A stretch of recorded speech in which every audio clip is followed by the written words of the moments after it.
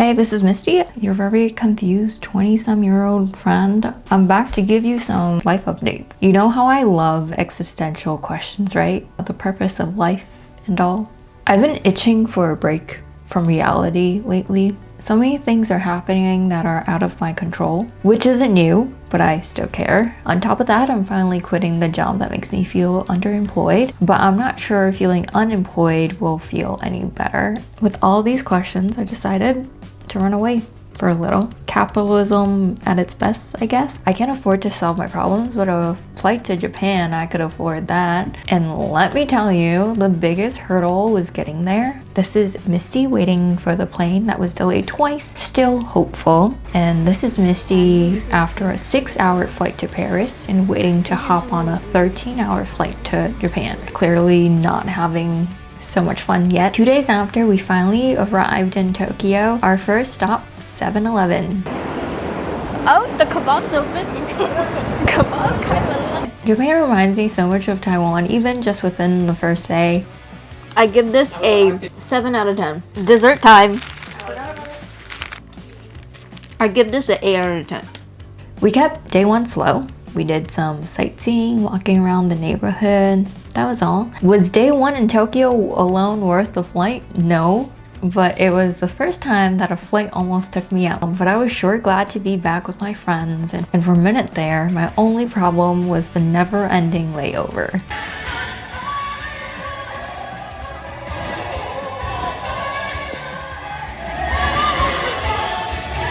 The jet lag had us waking up at 7 in the morning for days. I think my main landmark is that kebab place. So day 2 in Tokyo, we picked up some egg sandwiches, ate breakfast, and headed out. How are your short answers going? Is it going? Yeah.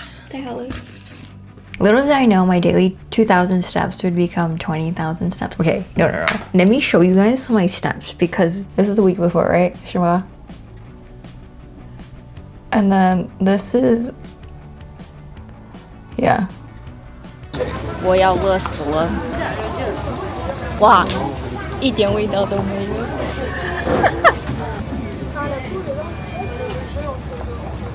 Oh, right? That's very intense. 可以吗？可以，谢谢。Oh, Right? Oh shit! Do you want to try this? It's 没有味道。我相信你。 Day 2 in Tokyo, Misty realized she was not physically equipped to be a tourist. At the same time, we saw and experienced so much nature.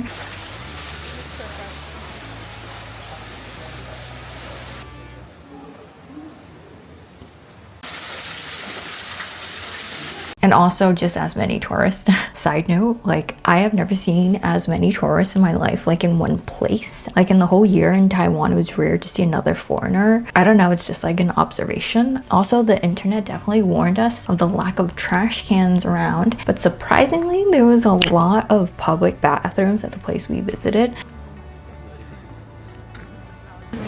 什么摸鱼 Can't touch the fish. No music instrument. Put that headphone away. They're gonna come for you. Okay, come for me then. Don't.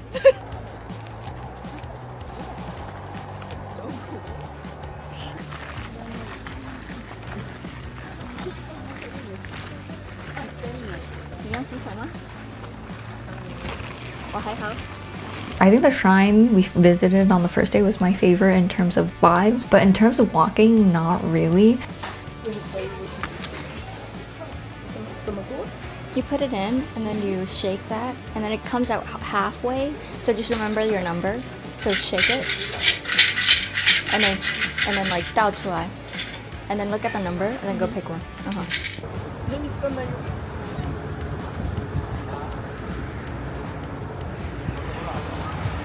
I was so happy to be eating meat that day. We kind of just like walked into the first food court we saw. It was on one of the top floors in a mall. And this one didn't have a line, but we did have to wait a little.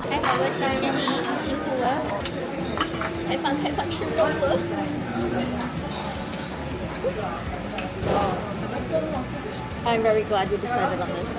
Yeah. Sorry, Misty can't be the vegetarian of the group. beautiful just so We also passed Shibuya Crossing on the way back, but it was a little underwhelming. Wait, I was imagining this to be like much bigger. Wait some more. It is just possible. Damn. I don't know, man. I was expecting more, I guess. Everyone's filming. Day 3 was the last full day we had in Tokyo on the itinerary. We headed out at a similar time we did prior. Are we crossing? Are we gonna make it? 我的天，快跑！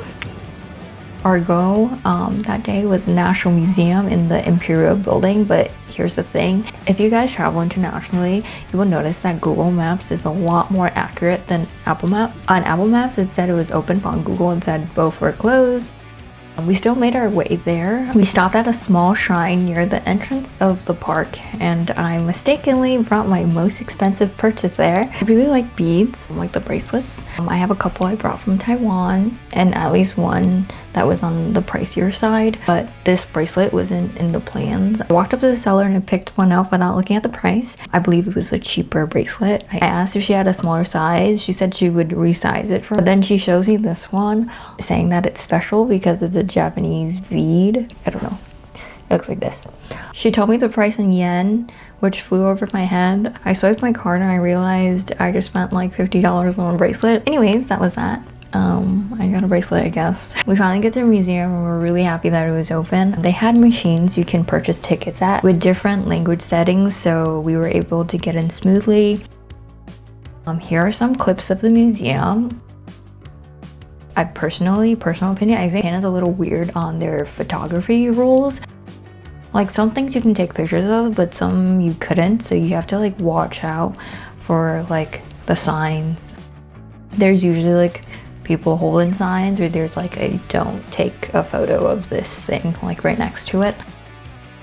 And then here is a clip of Misty swirling in a chair. Yeah, I don't know why I recorded this. We stopped for a brief break.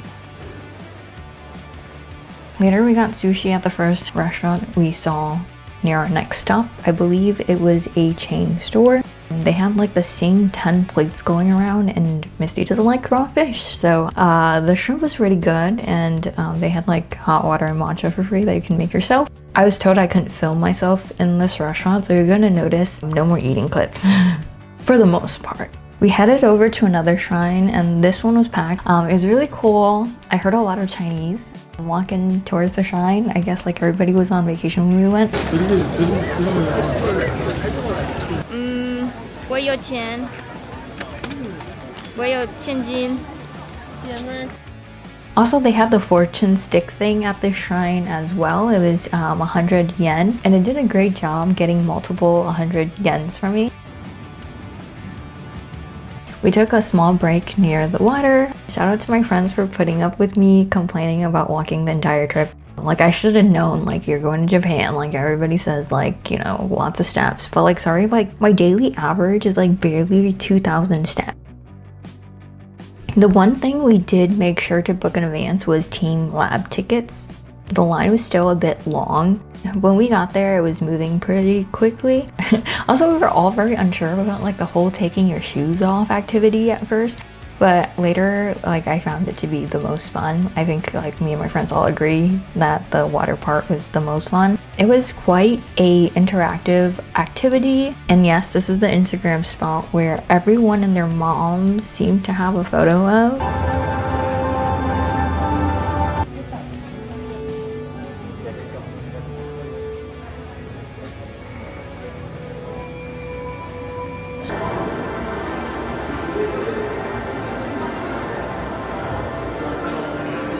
I think taking an Uber back was the best idea we had that day. Day 4 in Tokyo was honestly less Tokyo and more Kyoto. Like we ordered breakfast at the kebab place we kept passing by. The mild is 真的很 mild 一点辣的。 We hopped on a 2-hour train and left for Kyoto. We quickly dropped off our bags at the hotel, ate lunch, and then headed off to our next destination. Yes. Invincible. For now. The Imperial Palace in Kyoto was free to visit and had a very specific route you had to take. which I actually quite enjoyed because you didn't have to look at directions, you just keep going. The buildings are very cool, and I found the carriage parking area to be the most memorable because it was like ginormous and like super fancy for a carriage. Like I was like, oh, who lives here? No, it's just like where they parked horses. And then here's a clip of Misty trying to figure out if the crane was real or not. There's a bird. Is that a real bird? Fake. Nope, it moved. There's only one. He's so sad. Someone get him a pen. So after we headed back to near our hotel to like a night market, but it was more of a day market because the stores were closing pretty much as soon as we arrived. It was like around 5 to 6, I believe. So we just concluded and like we would revisit another day, and we headed off to find dinner. Day 5 in Japan, we made our way to Kyoto Tower. We decided not to go up, but like the scenery on the way was very interesting.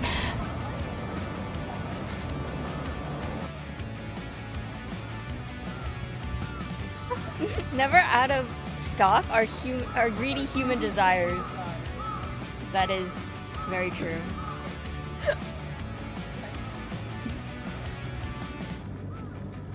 Probably the best one.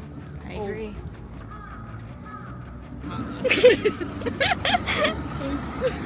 Remember the ones in Taiwan that we fed at that like temple? I do. Those are fat. This was the stop I was most concerned about because I thought it would be so much walking.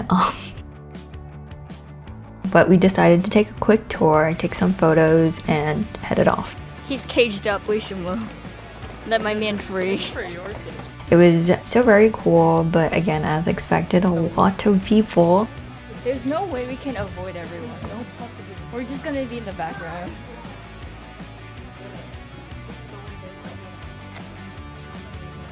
Does this say bang?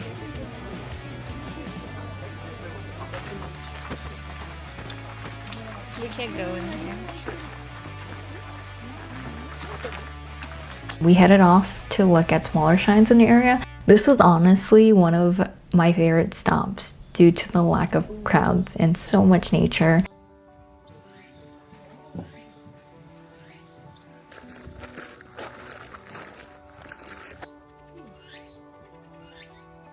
just gonna post that. The bright flag.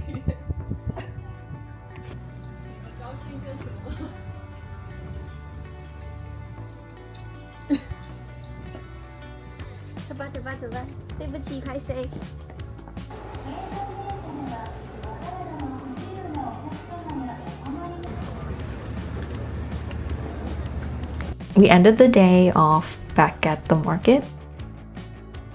Day 6 in Japan was the last day of activities. We did a matcha and snacks class the last day.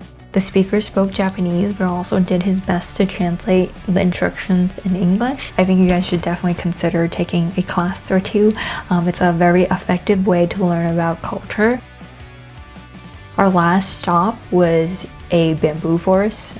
It started raining a little, so we cut our walk short.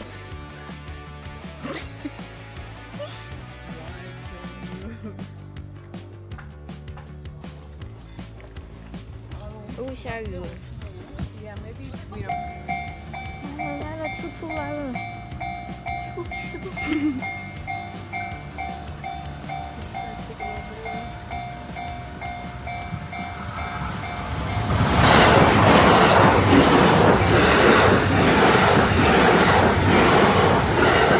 Bye bye. Okay, so I think personally we did so much in a week. Shout out to my friend Jillian for planning. All in all, did it solve my problems? No, but it did give me some time to breathe, to put life on pause, to see and enjoy life with my friends, and to remind myself why we exist. I'm more than privileged, but also a trip will not break the bank, and you deserve one time to time. I spent around $800 on the flight. Our accommodation for 7 days was less than $400. We spent around 200 USD on food the whole week. The priciest thing was the train from and to Kyoto, which totaled around $200. I think I used like $30 to $40 on the Suica card. If you guys have iPhones, definitely add that Suica card onto, Apple Wallet. Reloading it, you should do it over cellular data, not Wi-Fi. I don't know why it doesn't reload, but if you have any issues, it's because you need to use data for that. Yeah, so like book that trip. It's only gonna get more expensive. Also, I don't think I can do another long flight. It better be direct next time because our flight was delayed getting there and back, and I was stuck in Canada for far too long. Like, yeah. So anyways, that is that. No, that is all. I will talk to you guys soon. It doesn't hurt to book a trip. 真的去吧，真的去吧。